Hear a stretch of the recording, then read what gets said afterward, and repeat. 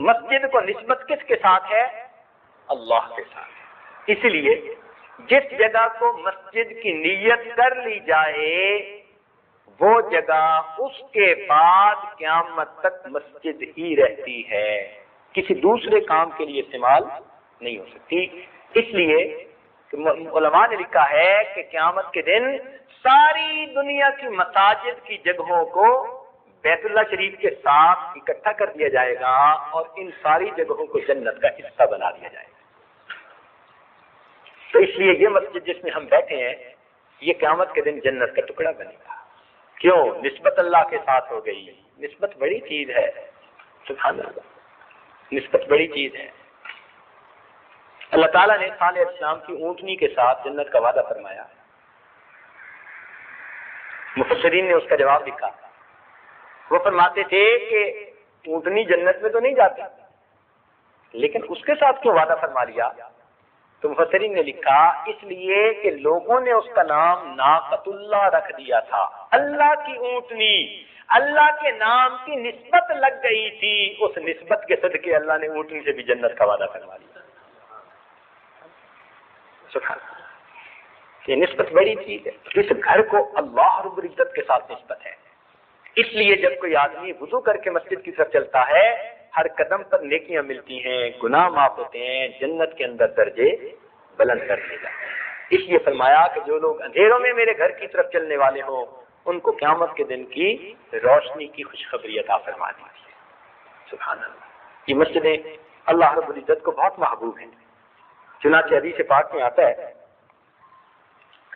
کہ جو آدمی جتنی دیر مسجد میں آ کر بیٹھے گا ہر سانس لینے پر اس کو 10 نیکیاں عطا کی جائیں گی. یعنی وہ ذکر بھی نہیں کر رہا، وہ تلاوت بھی نہیں کر رہا، نماز بھی نہیں پڑھ رہا، لیکن اللہ کے گھر میں آ کر بیٹھ گئے. اللہ تعالیٰ کے گھر میں آ کر بیٹھنے کی وجہ سے اللہ تعالیٰ کی اس پر بھی رحمتیں کہ میرے گھر میں بیٹھے سانس لے رہے ہو، تم جتنے سانس میرے گھر میں لوگے ہر سانس پر 10 نیکیاں عطا کر دیتے ہیں. نبی علیہ السلام نے جبریل علیہ السلام سے پوچھا کہ اللہ تعالیٰ کو سب سے بہترین جگہ کون سی ہیں، پسند ہیں؟ اے اللہ کے نبی میں اللہ تعالیٰ سے پوچھتا ہوں. چنانچہ اللہ رب العزت سے پوچھا، واپسی آ کر بتایا کہ اللہ کے نبی اللہ تعالیٰ نے فرمایا ہے کہ مسجدیں مجھے سب سے زیادہ پسند ہیں اور سب سے بدترین جگہیں بازار ہیں. اور یہ بھی کہا کہ اللہ کے نبی اس بات کو بتانے کے لیے اللہ رب العزت نے مجھے اتنا قرب عطا کیا کہ مجھے اللہ کا اتنا قرب پہلے کبھی نصیب نہیں ہوا. اتنا قریب بلا کے بتایا کہ مجھے مسجدیں سب سے زیادہ محبوب ہیں.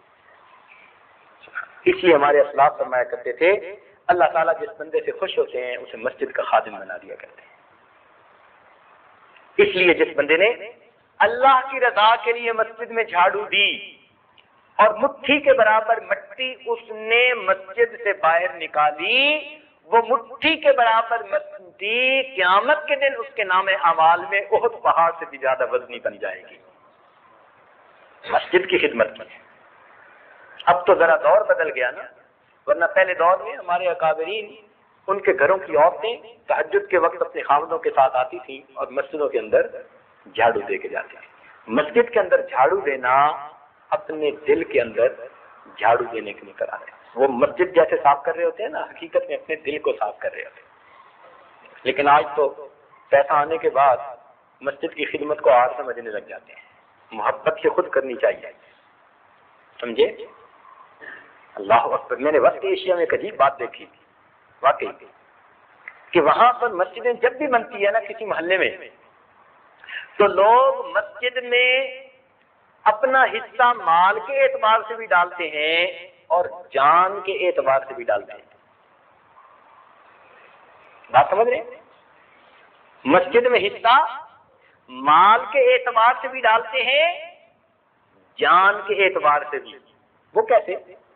وہ ایسے، ایک جگہ ہم گئے، مسجد بن رہی تھی تو میں نے دیکھا کہ ایک آدمی بڑا دانا بینا، پرسنالٹی بڑی اچھی، سر پہ مٹی کی اس نے وہ بالٹی رکھی اور وہ اٹھا کے دے کے آ رہا ہے. مجھے سمجھ نہ آئے بھائی یہ بندہ مزدور نظر تو نہیں آتا. جب وہ قریب آیا تو مجھے عالم جو تھے انہوں نے تعارف کروایا، کہنے کہ جی یہ ہمارے علاقے کے ڈپٹی کمشنر ہیں۔ Deputy commissioner? کہنے لگے جی ہاں یہ مسلمان ہے، ڈپٹی کمشنر ہے۔ میں نے کہا یہ تو سر پہ یہ مٹی لے کے جا رہا تھا۔ کہنے لگا جی کہ ہمارے ہاں دستور ہے کہ جب کہیں مسجد بنتی ہے ہم سمجھتے ہیں اللہ کا گھر بن رہا ہے، ہم قیامت کے دن اللہ کا گھر بنانے والوں میں نام شامل کروانا چاہتے ہیں، مال پیسہ تو دیتے ہی ہیں، ہم میں سے ہر بندہ 3 دن اپنے بزنس سے چھٹی لے کے مزدوروں کے ساتھ مزدوری کرنا اعزاز سمجھتا ہے۔ کہیں بھی مسجد بنے گی، کہنے لگا اس محلے کا ایک بندہ ایسا نہیں ہوگا جو کم از کم 3 دن مزدوروں کے ساتھ مزدوری نہیں کرے گا، اور یہ مزدوری اللہ کی رضا کے لیے کہ اللہ کا گھر بن رہا ہے، ہم نے مزدوری کری۔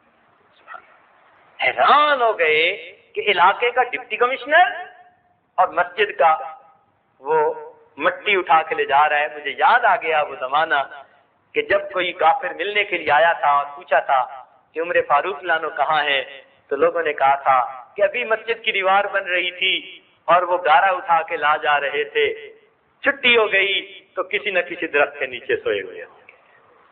ایک وقت تھا کہ امیر المؤمنین بھی مسجد جب بنتی تھی تو گارا سر پہ اٹھا کر مسجد کے لیے لایا کرتے تھے۔ اس لیے جب کہیں مسجد بنے تو مسجد میں فقط مال کا حصہ ہی نہیں، جان کا حصہ بھی ڈالنے کی ضرورت ہے۔ اس لیے کہ جس نے اللہ کے گھر کو بنانے میں محنت کی ہوگی اس کو مزدوری دینا اللہ کے ذمہ ہو جائے گا۔ جب بندوں کی مزدوری کرے وہ بھی شام کو کچھ لے جاتا ہے، جس نے اللہ کی مزدوری کی ہوگی پھر قیامت کے دن اللہ اس کو کیوں نہیں عطا فرمائے گا؟ اس لیے مسجد کا کام محبت سے کیا کریں، شوق سے کیا کریں، مسجد کی چیز کو اپنی چیز سے زیادہ اہم سمجھا کریں۔ آج تو مسجد کی چیزوں کا احساس ہی نہیں ہوتا، اور مسجدوں کے لیے بھی کہنا پڑتا ہے کہ بھئی یہ لاؤ اور یہ لاؤ۔ نہیں، ہم خیال رکھیں اللہ کے گھر میں کس چیز کی ضرورت ہے، ہم اگر قبول ہو جائیں تو یہ ہماری خوش نصیبی ہے۔ منت منے کہ خدمت سلطان ہمی کنی، منت ادو شناب کے در خدمت گزاشت۔ اے مخاطب، تو بادشاہ پر احسان نہ جتلا کہ تو اس کی خدمت کرتا ہے، ارے اس کی خدمت کرنے والے لاکھوں، یہ بادشاہ کا تجھ پر احسان ہے، اس نے تجھے خدمت کے لیے قبول کر لیا ہے۔ تو اس لیے مسجد کی خدمت کو اپنی سعادت سمجھیں۔ میرے دوستو، ایک وقت تھا جب مسجدیں کچی ہوتی تھیں، نمازی پکے ہوتے تھے۔ آج مسجدیں پکی ہیں، نمازی کچے ہیں۔ مسجدیں پکی ہیں،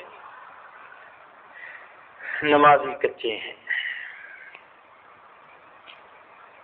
مسجدوں کو ہمیشہ اپنے گھروں سے زیادہ خوبصورت بنانا چاہیے۔ فقہاء نے مسئلہ لکھا ہے، اپنے گھر لوگ کتنے خوبصورت بناتے ہیں، اللہ کا گھر اس سے زیادہ خوبصورت ہونا چاہیے۔ اس لیے حکم دیا فی بیوت اذن اللہ ان ترفع، ان گھروں میں جن کے لیے اللہ نے حکم دیا ان کو بلند بنایا جائے، مسجدوں کو بلند اونچا بنانا چاہیے۔ بڑا سبحان اللہ، اللہ کا گھر ہے، سبحان اللہ۔ ہمارے حضرت مرشد عالم رحمۃ اللہ علیہ نے مسجد بنائی، بہت خوبصورت، بہت خوبصورت، لوگ دیکھتے ہیں حیران رہ جاتے ہیں۔ ایک مرتبہ یہ عاجز کھڑا تھا تو حضرت نے مسجد کو محبت سے دیکھا اور اس عاجز کو کہنے لگے کہ دیکھو لوگ دنیا میں اپنی کوٹھیاں بناتے ہیں، میں نے اللہ کی کوٹھی بنائی ہے۔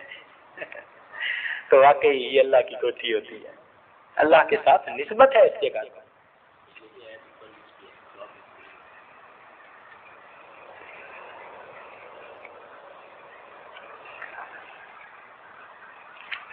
اب نبی علیہ السلام کی چند احادیث سن لیجئے مسجد کے بارے میں۔ ہمارے حضرات تو اذان سے پہلے مسجد میں موجود رہنے کی کوشش کیا کرتے تھے۔ چنانچہ حضرت سعید بن المسیب رحمۃ اللہ علیہ جو تابعین میں سے ہیں فرماتے ہیں کہ 20 سال گزرے، ایک موقع ایسا نہیں آیا کہ اذان ہوئی ہو اور میں مسجد میں موجود نہ ہوں۔ تو 20-20 سال ان کے گزرتے تھے اور ان کو اذان جب ہوتی تھی تو وہ مسجد میں ہوا کرتے تھے.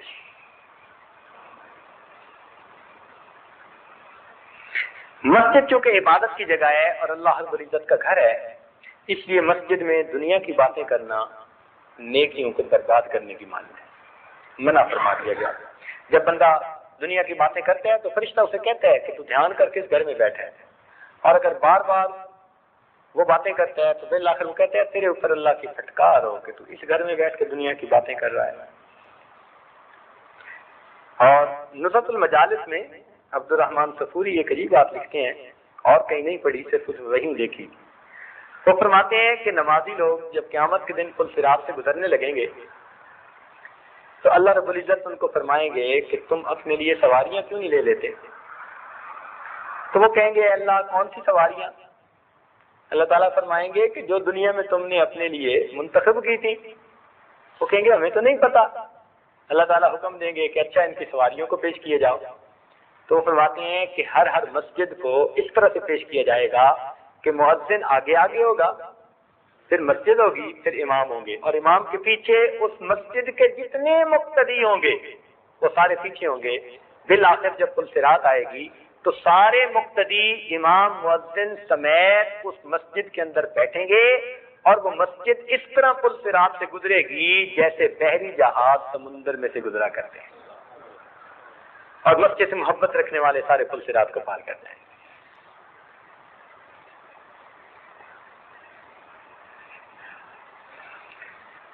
چنانچہ ایک حدیث پاک میں آتا ہے کہ قیامت کے دن اللہ تعالیٰ فرمائیں گے کہ میرے پڑوسی کہاں ہیں؟ فرشتے پوچھیں گے اللہ آپ کے پڑوسی کون ہیں؟ ارشاد ہوگا مسجدوں کو آباد کرنے والے.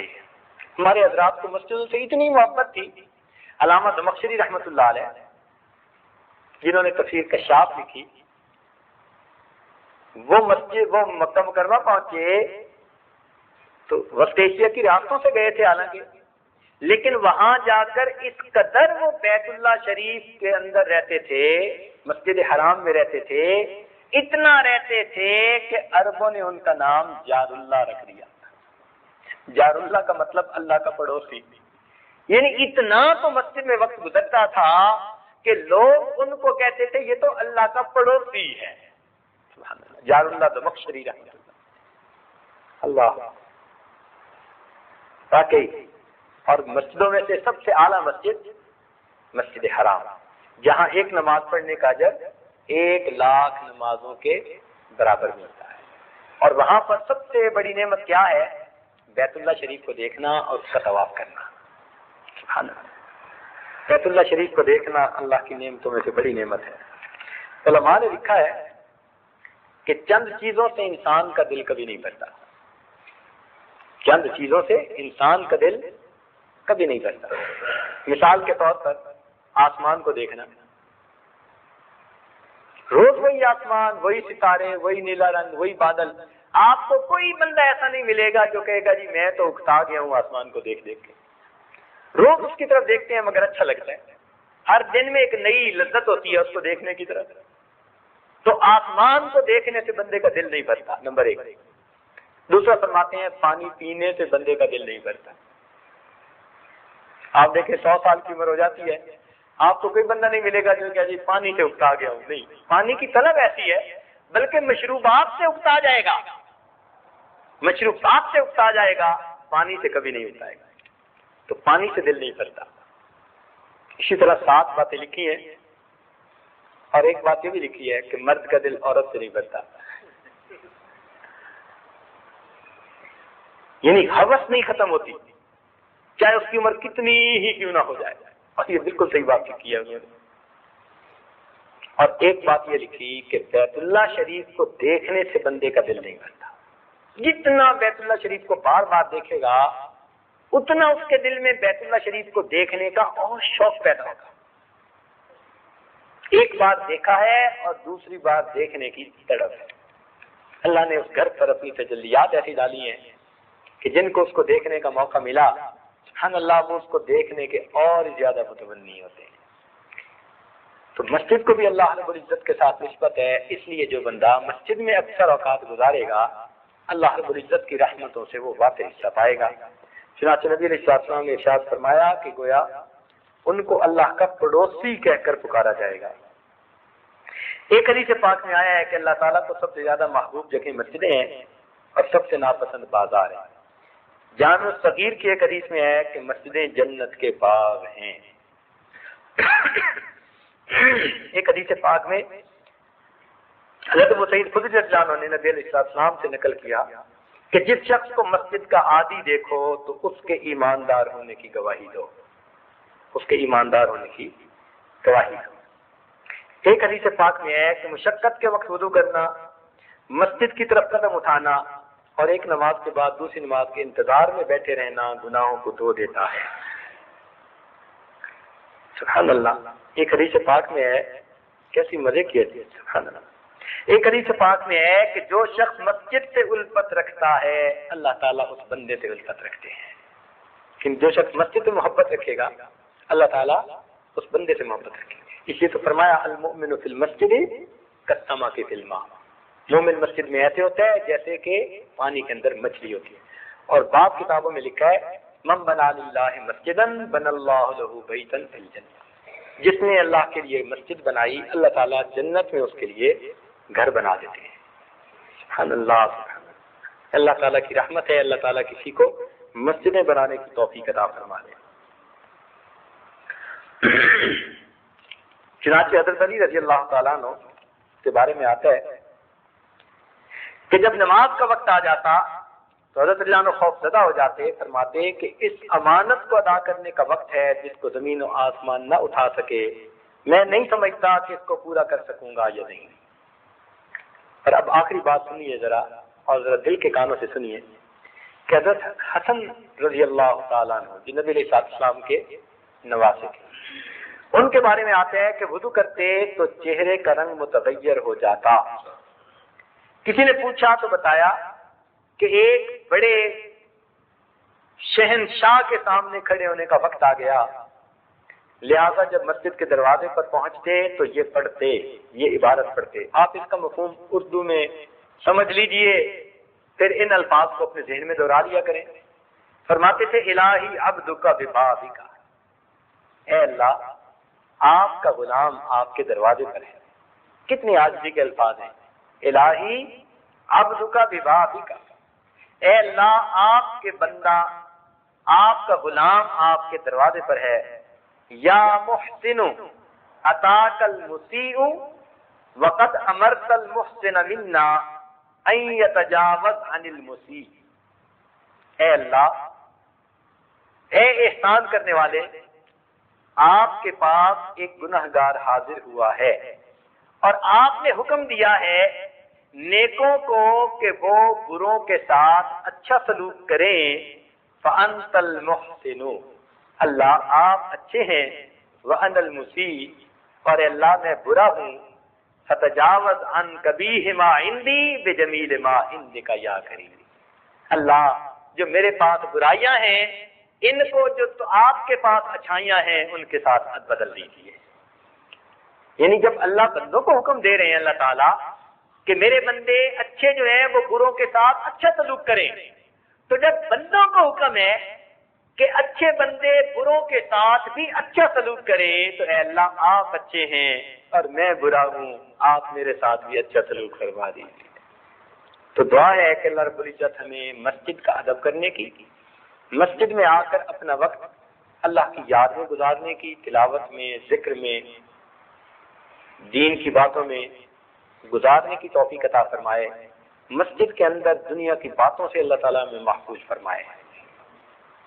بہت سے انسان کی ہوئی نیکیاں برباد ہوتی ہیں، اور اللہ تعالیٰ ہمارے اس وقت کو قبول کرے۔ ہمارے مشائخ نے فرمایا کہ جب مسجد میں انسان داخل ہو تو نفل اعتکاف کی نیت کر لینی چاہیے۔ ایک بات ذہن میں آتی ہے، کسی وقت دوستوں کی عادت ہوتی ہے کہ جہاں جوتے ہوتے ہیں نا، یہ وہاں جا کر مسجد سے نکلنے اور داخل ہونے کی دعا پڑھتے ہیں۔ یہاں معاملہ ایسا نہیں، یہاں تو اس دروازے سے نکلتے ہوئے آپ کو نکلنے کی دعا پڑھنی چاہیے اور اس سے اندر قدم رکھتے ہوئے داخل ہونے کی دعا کرنی چاہیے، کیونکہ مسجد کی حدود یہاں ختم ہو رہی ہیں۔ تو ایسا نہ ہو کہ چونکہ دوسرے ملکوں میں جوتے جہاں اتارتے ہیں وہاں دعا پڑھنے کی عادت ہوتی ہے نا، تو دل میں خیال آ رہا تھا ایک دو دفعہ کہ ایسا نہ ہو کہ دوست ادھر وضو خانے میں جا کے کہیں دعا پڑھتے پھریں۔ اور اعتکاف والوں کو چاہیے کہ جب وضو کے لیے باہر جائیں تو وضو کے دوران بات کرنے کے لیے بھی کھڑے نہ ہوا کریں. اعتکاف میں آپ اعتکاف کے لیے وضو کے لیے جائیں تو شارٹیسٹ پاسبل راستے سے جانے کی کوشش کریں. مثلا یہاں سے 2 راستے ہیں. اب ایک راستہ تو یہاں سے دور جا کے وہاں پہنچنے کا ہے اور ایک راستہ بالکل چھوٹا ہے. تو اعتکاف والوں کی کوشش یہ ہونی چاہیے کہ جو بالکل قریب ترین راستے ہیں نا وضو خانے کے, اس سے جائیں. اور وضو کر کے عام طور پر چونکہ واقف لوگ ہوتے ہیں نا, وہ پوچھ لیتے ہیں جی کیا حال ہے, تو کھڑے ہو کے کہہ دیتے ہیں ہاں ٹھیک ہے. نہیں, بالکل نہیں. چلتے چلتے تو جواب دے سکتے ہیں مگر کھڑے ہو کر حال احوال نہیں پوچھ سکتے. اس لیے اس بات کا اہتمام کریں اور اللہ تعالیٰ آپ حضرات کے یہاں گزرے وقت کو قبول فرما لیں اور ہمارے لیے اس کو صدقہ آخرت بنا دے. وآخر دعوانا الحمدللہ رب العالمین.